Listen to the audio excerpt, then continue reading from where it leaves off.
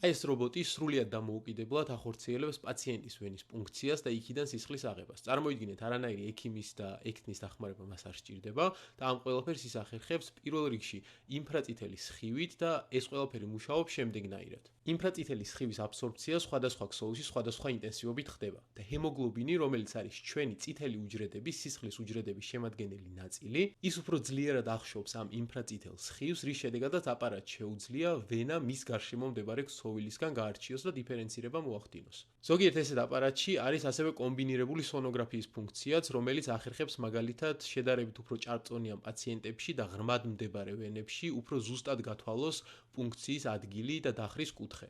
შემდეგ ხდება ის ყველაფერი, რასაც უკვე ყველამ ვიცნობთ, კონკრეტულად ვენის ფუნქცია. ესეთი აპარატების პირველი პროტოტიპი შეიქმნა 2010 წელს, მაგრამ მიხვდებოდით ალბათ, რომ სამედიცინო პრაქტიკაში ამან დიდი გამოყენება ვერ პოვა, თუმცა 2020 წელს, როდესაც კორონას პანდემია იყო, მაშინ ჩინეთში სწორედ ესეთი აპარატები შეიქმნა უფრო ხშირად იმ მიზნით, რომ სამედიცინო პერსონალი ამ დაინფიცირებულ პაციენტებთან კონტაქტში არ შესულიყო და ისე შეძლებოდა სხვადასხვა ანალიზების გაკეთება. საკმაოდ საინტერესო რობოტია და სისტემაა, თუმცა ვფიქრობ დღევანდელი პრაქტიკისთვის და კლინიკური პრაქტიკისთვის ჯერ კიდევ დასახვეწია ეს ტექნოლოგია. თქვენ რას ფიქრობთ, დაწერეთ კომენტარებში, მისცემდით თუ არა რობოტს საშუალებას ჩაეტარებინათ თქვენზე ესეთი ინვაზიური პროცედურა.